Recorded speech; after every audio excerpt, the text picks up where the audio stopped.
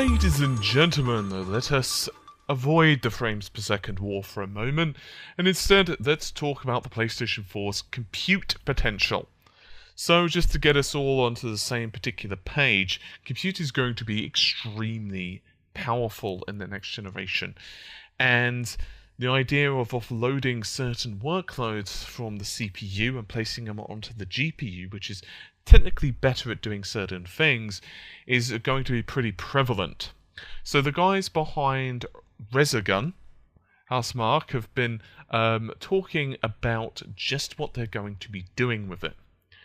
How it's going to be offloading, what it's going to be doing, and so on. It's not a particularly lengthy interview, I'll grant you, but it does give you an idea of some of the potential that is going to be in the future of the next generation. So anyway, one of the chaps at the software house, his name is Kruger, has been discussing this.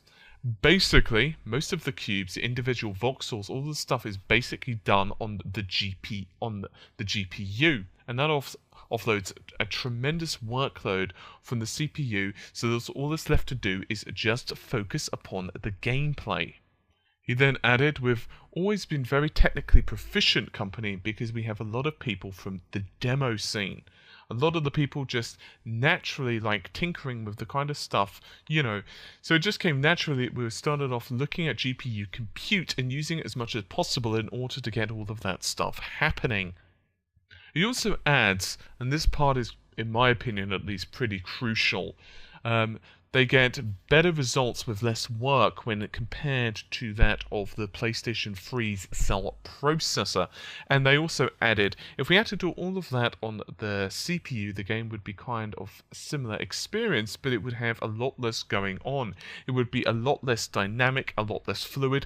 Basically, the experience would not be the same.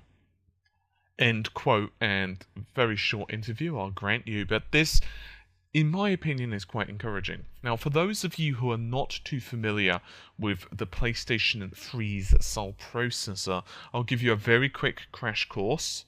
I have done more of this, by the way, in a post-mortem video, so you can Google PS3 post-mortem or cell processor on the Google. You could search for it on the channel and you'll definitely come up with a lot more. I've also done it on the website retgamingtech.com, and there's a heck of a lot of stuff there as well. But if you're just interested in a crash course, the basic premise of the PS3's cell is that the cell, by the way, was named after the organic matters of, people, your individual cells. And the idea is that it has one main CPU system, and that's known as Synergistic Processing Unit, and then it has SPAs. 7 are available for the PlayStation 3. These are known as Synergistic Processing Elements, and they're actually really powerful vector processors, and they can actually do a lot of different things. As it turns out, they can actually be utilized very similar to what GPUs can do now. And so a lot of the compute stuff was actually offloaded, shifted to these processors back in the day. And so you can actually have them doing all the fun things you'd expect. For example, short list, physics, fluid dynamics, and physics as a whole. You can have them do, for example, particle effects and all the other bits and bobs you'd expect. Artificial intelligence, memory management, and whatever else. And others are really good at crunching certain numbers, and the CPU, or shall I say the SPEs, the elements, can be basically chained together to do various things that can work on jobs.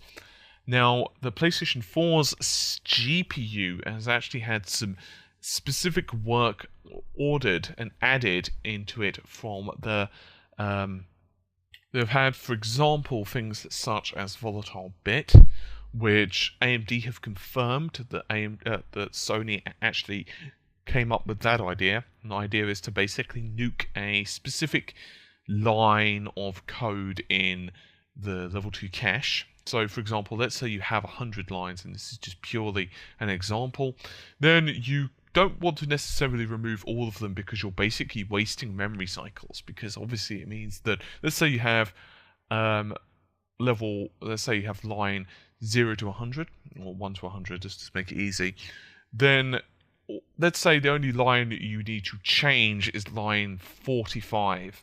You don't want to nuke, line 1 to 100. That's just being silly. That's just wasting cycles. So in effect, the better idea is to just nuke line 45, right? So what you can do with volatile bit is to actually tag that little bit of data, and then it's easy to simply remove that piece of data and or change it or update it, or send it a Christmas bow or whatever you want to do. Similarly, it's also had various advancements with the GCN architecture, which actually have come into the volcanic islands, which are the Radeon R9s, for example. The R9 290 and 290X are very similar. They have much more advanced compute queues, which are much better. They can actually handle 64 compute commands at once. They can basically queue those up, which is pretty damn good when it comes to the ability to run compute, because basically what will happen is when a particular scene, a scene is actually drawn, it can basically wait for the GPU to be like, oh, okay, I've got a few free cycles, I can actually run compute. Remember, compute is not free. I want to emphasize that, because some people do kind of get a bit confused. They believe that it's, a separate entity almost. So like they expect, oh, okay, well, the graphics and the physics or the compute are completely different things, and they are in the they're two different types of calculations that could be run, but the reality is they're still being processed by the same CPU. It just, for example, let's assume that you have, let's just make it really easy and say one CPU, and that CPU only has one core with only one thread. Let's assume that you want to, say, play a game on that one core, and actually let's not make it a game. Let's say you want to run a web browser, and you want to also, render a video. Let's just make it quite interesting.